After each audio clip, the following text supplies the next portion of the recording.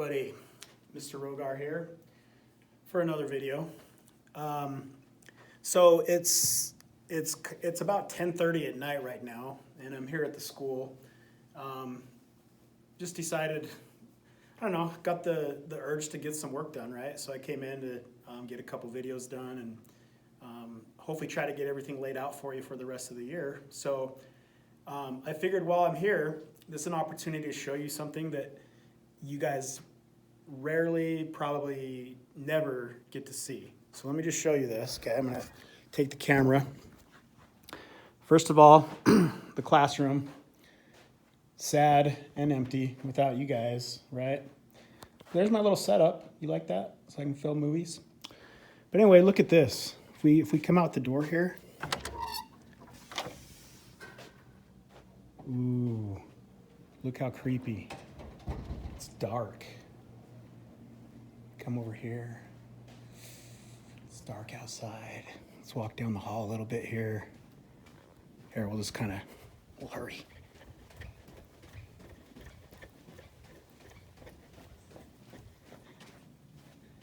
Okay, let's see, what do we got out here? Oh, it's creepy, huh? So anyway, I'm a little bit freaked out being here by myself. I'm gonna run back to my room, okay? Run. Okay, get in here, lock the door. Okay, we're safe. All right, anyway, just a little sneak peek for you of the school after hours. All right, let's put the camera back. Okay.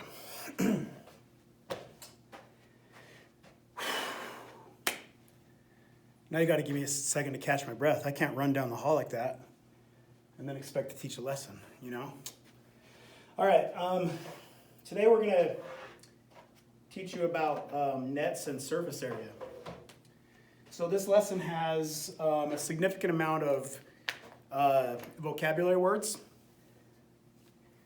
So you're gonna wanna make sure you have your journal out, taking some notes down. So what we'll do is,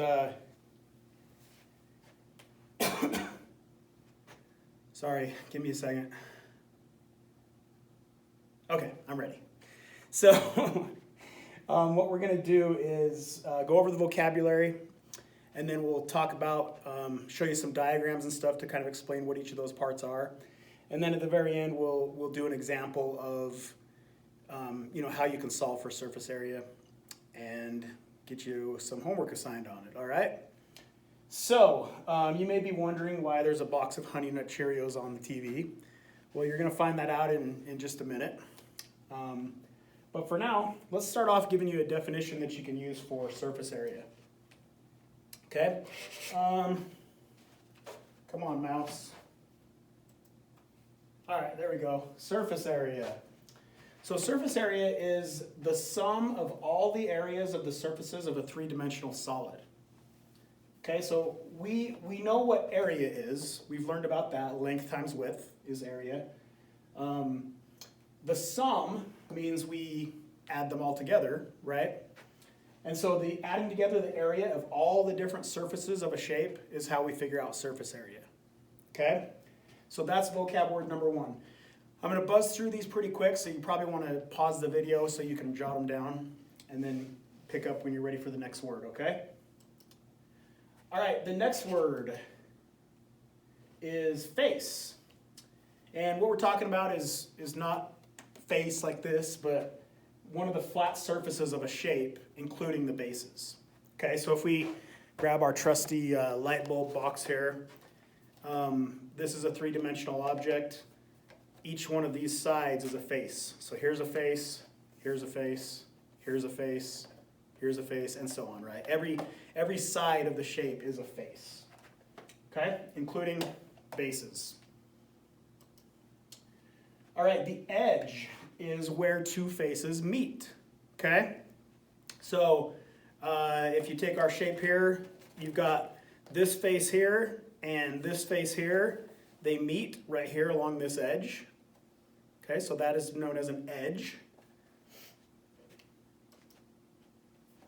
A vertex is defined as the point at which two or more line segments meet to form a corner. So if we look at our box here, you've got a line here, and also a line here. They all meet right there at that corner, right? And so that corner is known as a vertex.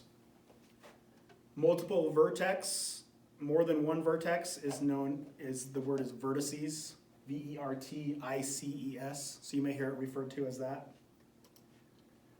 All right, so here is a little diagram breaking down each of those, right? So I just kind of explained it using the light bulb box, but here's another example.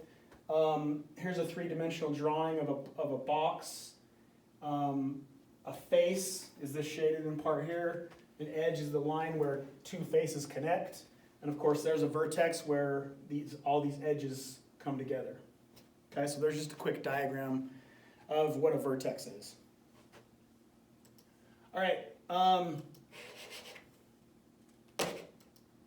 Something's wrong with the mouse. All right, so the next word is a net. So not a basketball net, not a fishing net. This is a special kind of math net, okay? And basically it's a drawing of each of the faces of a prism or pyramid as if it were cut along its edges and flattened out. Okay, so if you can imagine a 3D shape like this, if I were to take it and cut along some of these edges so that I could unfold this box and lay it out flat, it would become a net. Okay, so let me show you some examples of some nets. Oh yeah, mouse. Okay, so here's 4 different examples of nets. Okay, so maybe pause the video and look at those and see if you can tell if these have already been flattened out, right? But could I put them back together and create a specific shape? Like I said, maybe pause and think about that, see if you can tell, right? For example, this one over here, if I just folded these sides back together and then took that piece and folded them in, they would become like the tops and the bottoms of the box, and it basically just makes a little square, right? This one over here, same thing, basically. You've got a top and a bottom. These are all your side panels. If you fold them all together, you've got kind of a tall, skinny rectangle. This one over here, you've got a square in the middle with these triangles along the outside. If you fold those triangles up, you're going to create a pyramid, right? So those are all examples of nets. Okay, so I brought an example here. This is where the Honey Nut Cheerios come in. You can see I had a box of Honey Nut Cheerios here, and I made some cuts along some of the edges, and voila, now I made a net. Okay, I drew some lines on the back of it so you could clearly see each of the panels of the box. You've got the front and the back of the box, you've got the side panels, and then you've got the top and the bottom panels, okay? You may be wondering why this is wet. Well, before I came to the school, I was in talking to my wife for a second, and Sully, my dog, came ripping in, and he's just kind of out of control sometimes. And of course I had a Mountain Dew in my hand, right, as always. And Sully just barrels through me and knocks the Mountain Dew on the floor. And while I was running to get a towel, I set my surface area net on the bed, and it fell off and landed in the puddle of Mountain Dew. So anyway, that's why it's a little bit wet. But hopefully you can kind of see how we can figure out surface area. Okay, so if we use this net as an example, basically these are all rectangles, right? And I know how to find the area of a rectangle. It's just area is equal to length times width. So we can write that down. Area equals length times width. So if I know the dimensions of this dimension, and this dimension here, I can find the area of each piece of this box. And as we know from our definition of surface area, in order to solve surface area, all I have to do is add together all of the areas. Okay, so get the area of each piece and then add all of those together to get surface area. Okay? So let's get to an example here really quick. So Karen was sitting at breakfast one day. She was eating some Honey Nut Cheerios for breakfast. And as she was doing so, she thought to herself, I wonder what the surface area is of my box of Honey Nut Cheerios. As one often does, right? I know when you guys are sitting around eating breakfast, you wonder things like that, you know? What's the volume of this box? What's the surface area of this? No, in reality, it's kind of like you wonder what went wrong in Karen's life to make her want to know the surface area of her Honey Nut Cheerios box, right? But anyway, I'm a math teacher, so we're gonna do that. So, I want you to help Karen find the surface area of her box, all right? And then we'll be done. Up here, you can see we've got some dimensions. We know that the width of the box is 7 inches, the height of the box is 11 inches, and the depth is 2 inches. Okay? So if we draw, in fact, why don't I just hang this up here, and then we can use this as an example. All right, so let's go ahead and take care of these big areas first, okay? Because these are parallel sides. The front of the box and the back of the box, they're parallel, right? So we know they're going to have the same dimensions. So if the height is 11 and the width is 7, my box is turned sideways. So this one here is 11, this one here is 7. Length times width, 11 times 7. So that means this part here is 77 inches squared. And if that's 77 inches squared, then this one is as well. I know that, okay? All right, now let's go ahead and take these side panels. I already know that that's 11 inches right there. And if I know from up here that the depth of the box was 2 inches. So I'm talking about 11 by 2. So length times width, again, 11 times 2. That piece right here is 22 inches squared. And if that's 22 inches squared, I know the opposite side has to be the same thing, okay? So that's 22 inches squared. So now all I have left is the base of the box, the bottom and the top, the two bases, right? So I know that they're 2 inches deep, and I know that they're 7 inches wide because of this measurement down there.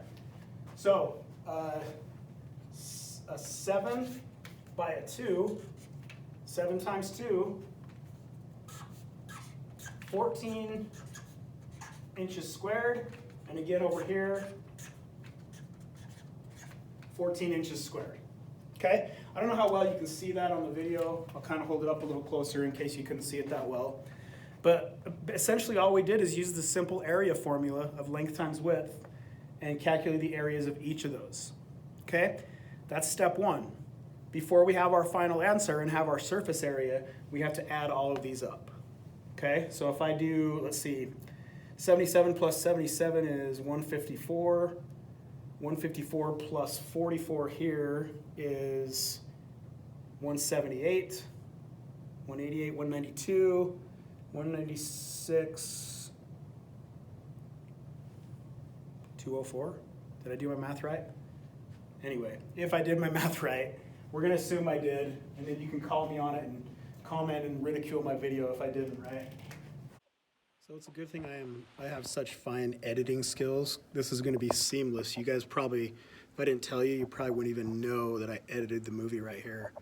But the actual area of Karen's cereal box was 226 units squared, okay?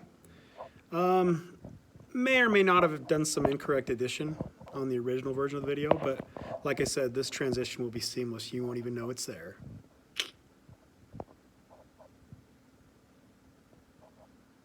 Okay, and that'll be my area of, well, Karen's cereal box, okay? That's surface area. Pretty easy, right? Let me know if you have questions. We'll help you out. I'm going to see if I can escape getting out of here without any ghosts or werewolves getting me. Okay, bye guys.